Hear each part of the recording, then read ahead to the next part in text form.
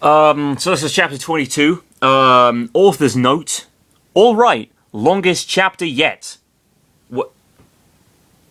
It's clearly not, but okay. Maybe it was the longest chapter in the first draft, and he just did the second draft of the previous chapter, which is why it's clearly longer than this one. Longest chapter yet. As I've said before, there are a lot of things going on in this chapter. Enjoy it, and read and review. I don't really get any sense of accomplishment but from finishing a chapter in this story, though, because it's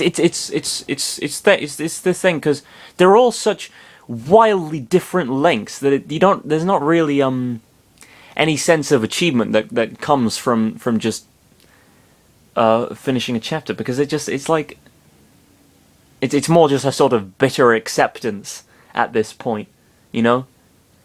Because, I mean, I've recorded well over 100 parts of this, and I've been doing it for the best part of a year, and we're just starting chapter 22 of about 220.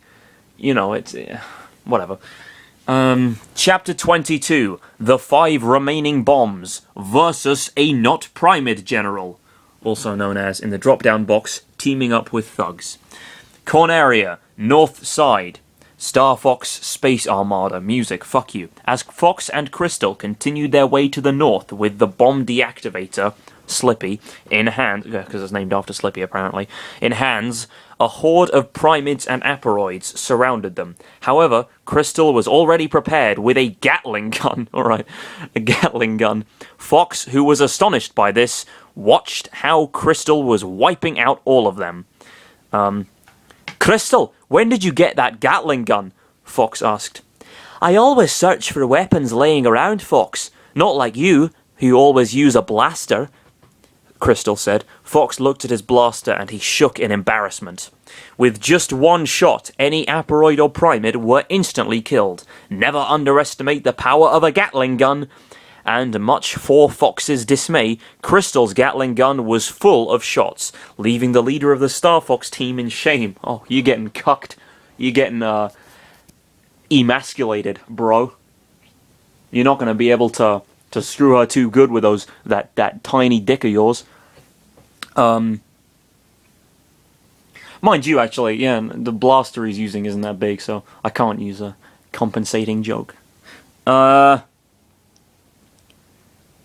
Leaving the leader of the Star Fox team in shame. Nevertheless, Fox was taking out some of them from afar with fully charged shots.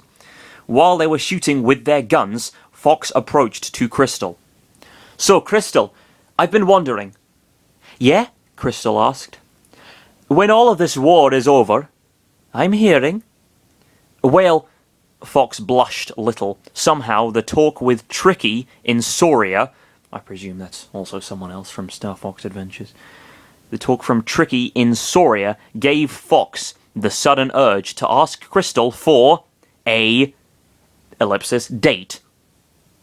Why are you blushing, Fox? Krystal asked. She eliminated 4 aporoids in the process. Can we go out for a date when we get rid of the aporoids? When Krystal listened to this, her eyes widened a lot. She blushed a little in the process, like Fox too.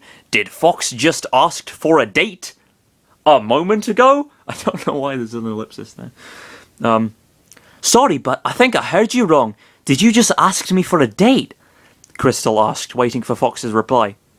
If we can go for a date when all this war is over, Fox replied. Krystal was left without words of what to say.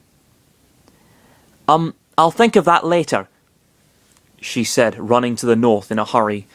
Why are they worrying about that shit now? I mean, there are probably more opportune moments to ask her than when they're in the middle of a stressful situation, mowing down dozens of aliens and trying to stop fucking bombs from going off. I mean, there are better times to ask, aren't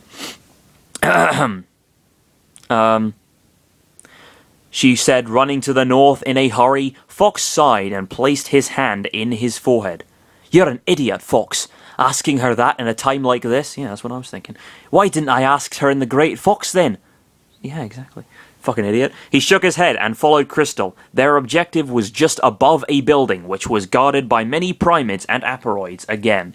It'll be like the raid. Corneria, east side. They're attacking from above. Pichu, use thunder on them, Mewtwo commanded. But I don't think... Go!